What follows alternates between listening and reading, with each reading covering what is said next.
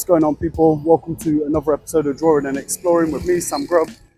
Today I'm in Athens, the capital of Greece.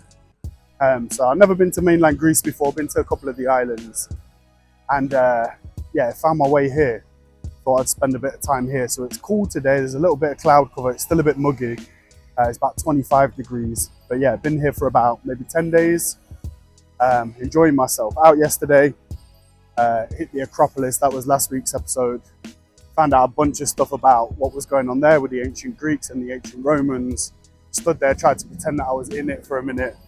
It was good fun. So I want to continue my tour of seeing the super old things of Athens while I'm here, and try and get some bits and bobs done work-wise and explore the city a little bit, step out, get some food, have a good time. So that brings us on to our first stop of the day, the Panatheniac Stadium. So it's also called the Marble Stadium. And this was built, I think, when was it? 330 BC by the Greeks. There it is, look. So pretty cool. Gonna go check it out. Watched a couple of YouTube vids this morning explaining what the sketch is and how to get your ticket, and there's a little museum and stuff like that. So I'm excited to get in, learn a little bit more about the history of it.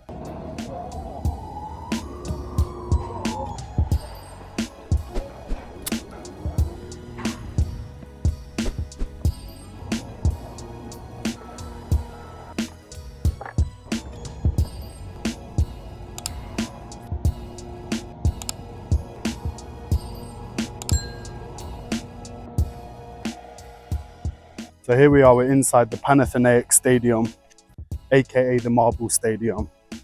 And it's got an interesting history. So it was originally built in 330 BC by the Greeks, and it was originally built in limestone.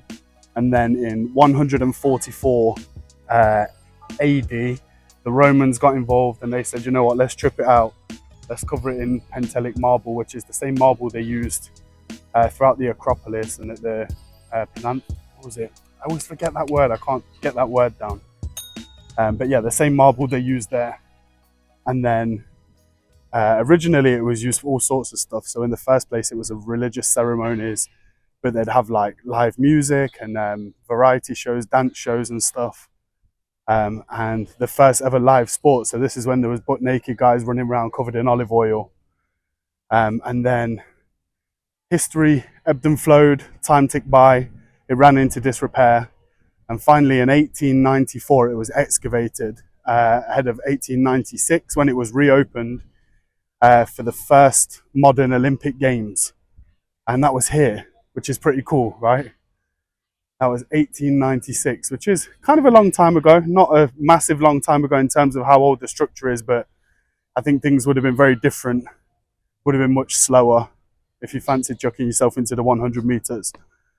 But it's pretty cool. It's not rammed out. There's guys packing down. There must have been some sort of concert or show or something yesterday. Modern day, it's used for all sorts of stuff. There's like fashion shows here, concerts, live music.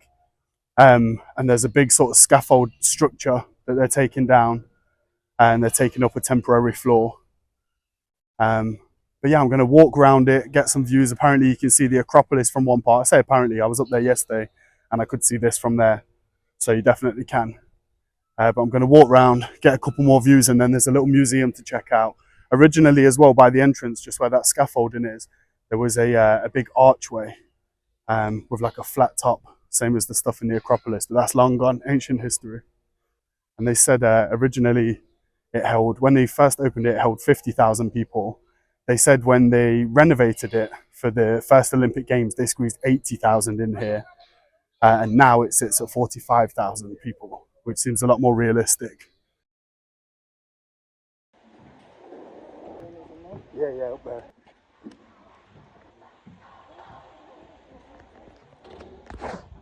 Stadium tour finished. We're moving on now, moving on up, heading to a little neighborhood called Plaka, which is meant to be quite nice.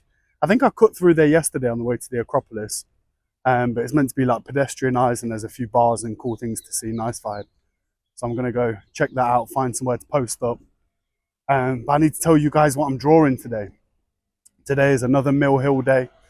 The good guys over at Mill Hill Brew Co have been in touch, and they've got new beers on the way, which means they need new designs. And yeah, I'm drawing one of those. So they send them over in batches of 3. These 3 are all for the Lesta Legends series. And I guess they'll be brewing them now with a view to release them. Maybe some of these, when I've drew them in the episodes, the beers have already been out. So pretty exciting, won't be too long. This one is a bitter, Atom bitter, named after David Attenborough, Lesta legend, and our granddad. And part of the brief said that they want to potentially depict his sort of mountain gorilla scene, which is famous. Had a little Google, found some of the stills. So I think I'm going to be drawing from them for reference, and I've got a bit of an idea of what I want to do. But yeah, another Mill Hill day. So on into Plaka. We're going to find a bar, hopefully find some AC because it's warmed up a bunch. It's bright blue now. And then get drawing. All right, the Pantheon Bistro. Pretty fitting, really.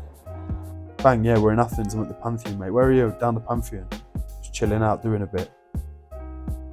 Same as ever, guys, I'm back on the iPad here. So this is a 5th generation iPad Pro. It's my baby. I bought it about 3 years ago, maybe. And there's not a single day I don't use it all day, every day. And it's just, still runs so fast. I love it. Desperately need to back all my files up. It's making me realize how long it's been. But yeah, 5th generation iPad Pro, 12.9 inch. 2nd generation Apple Pencil, and the software is Procreate, which I'm enjoying. It does what it says on the tin. It's nice and easy to use. I felt like I watched a couple videos and just learned to use it in a couple of days.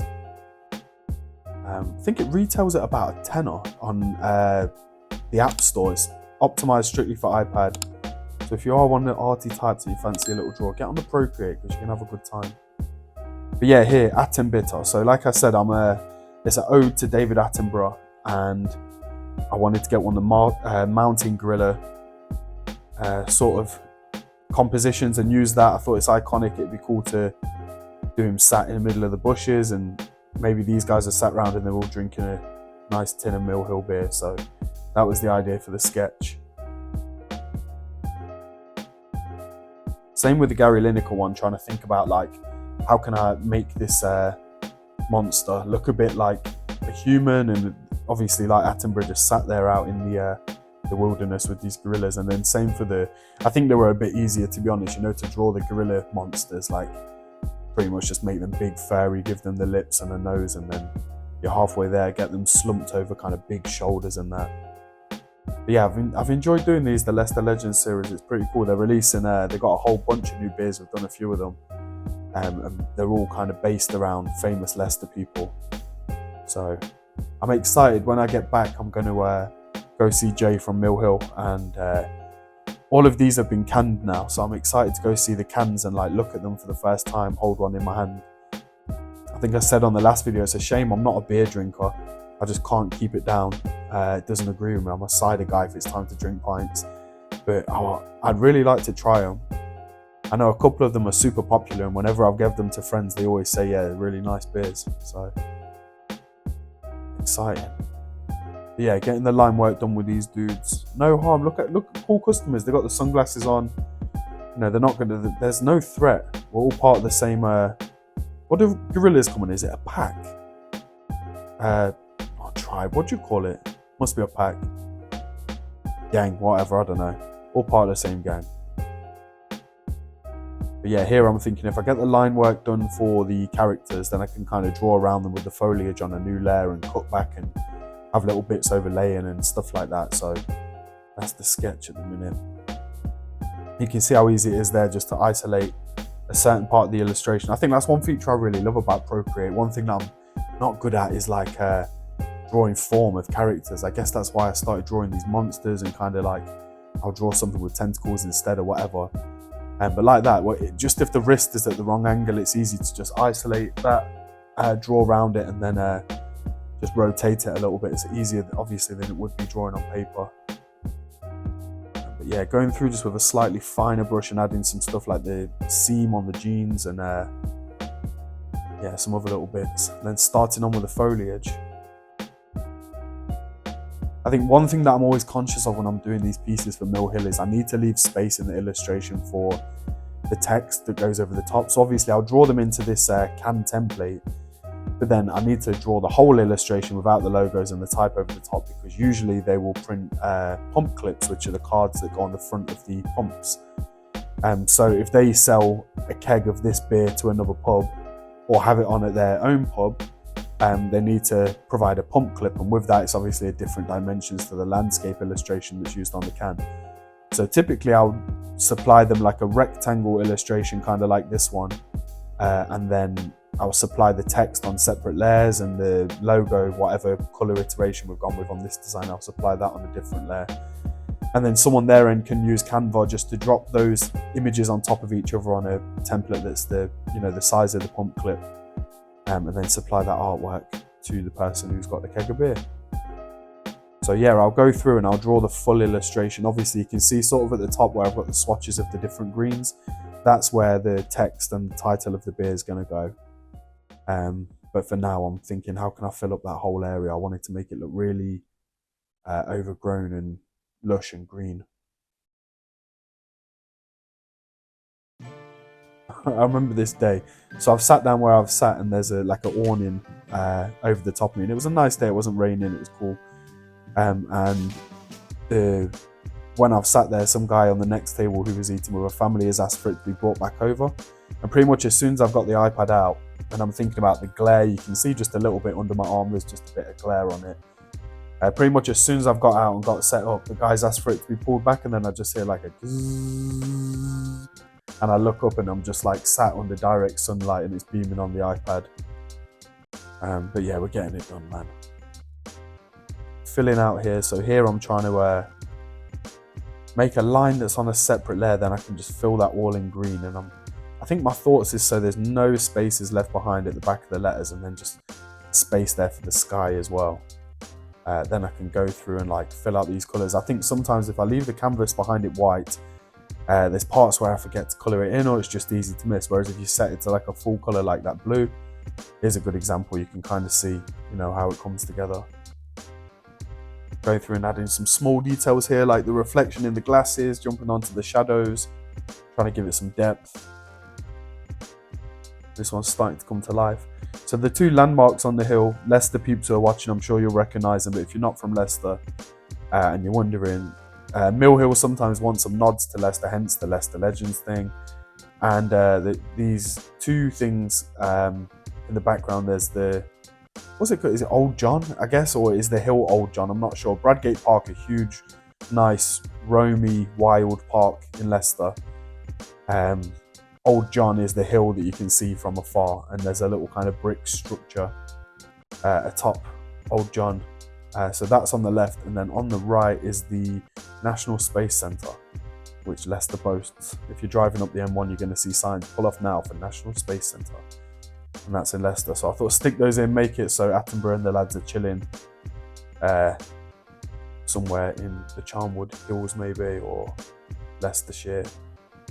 Going through and just adding this fur. I always think with these as well, I like using a slightly thicker brush on the fur area. So if I want the fur to look thicker and more coarse, I'll go for like a brush like this. Whereas on monsters where it might be a little finer, I can use a finer brush and just make the fur look a little thinner. Trying to depict a younger Attenborough here, as you can see on the reference image on the left, with his little swept over hair and his green jacket.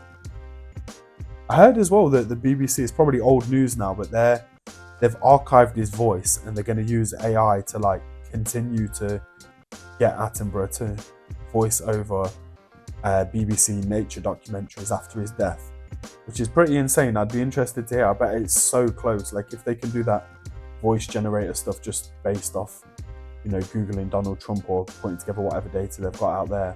I bet with Attenborough, it's like, if he's been in the studio recording these terms and lines and voicing over future projects and stuff, I bet it's going to be so good. I bet it's going to be seamless. Big him up.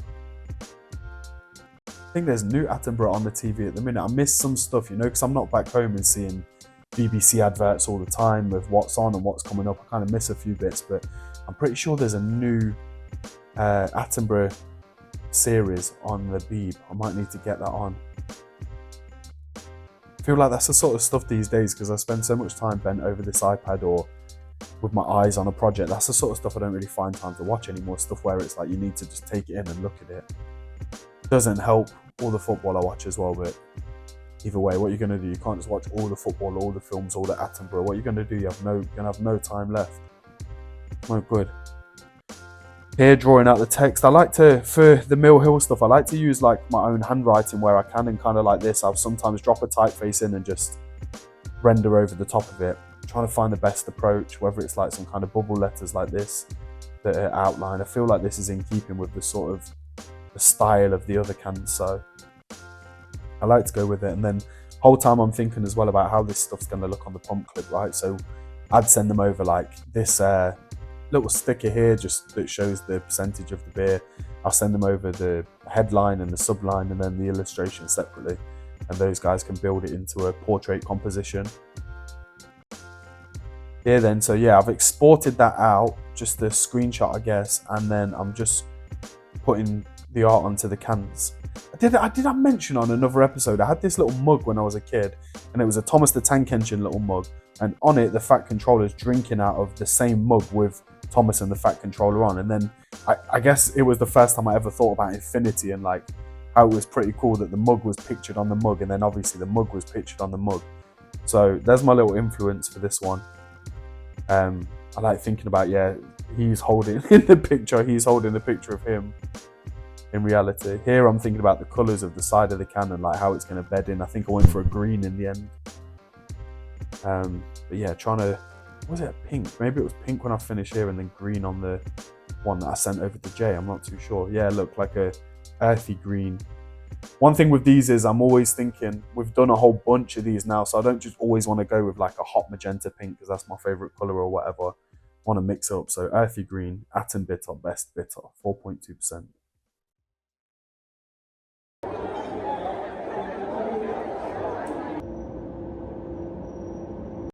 Athens is alive by night. Everyone's outside grabbing dinner, drinking wine, smoking cigs. It's a good time. So I too am on the hunt for dinner. Yesterday, I was thinking falafel, and then I ended up eating at a place. It was pretty good, but it wasn't like the most authentic Greek place. It actually said Lebanese spot above the door. So chasing something a little bit different today, and there's so much good authentic Greek food around here. I'm in the mood for moussaka, so I've been looking where has nice moussaka and some other little dishes to get into, and I found a spot that was like 6 minutes away, so I'm gonna head on down there now and stuff my face.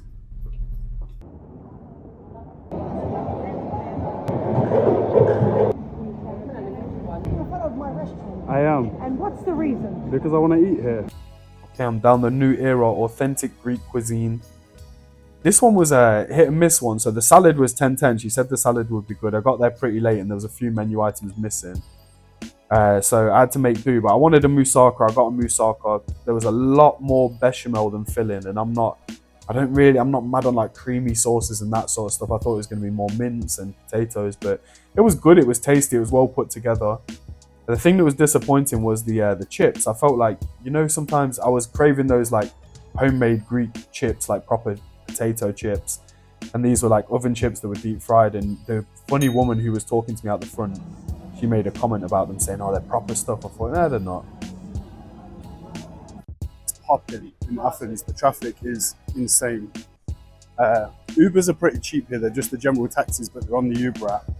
But I'm looking at this, and if you had anywhere to be, you had to get there in any sort of hurry, it's just not happening.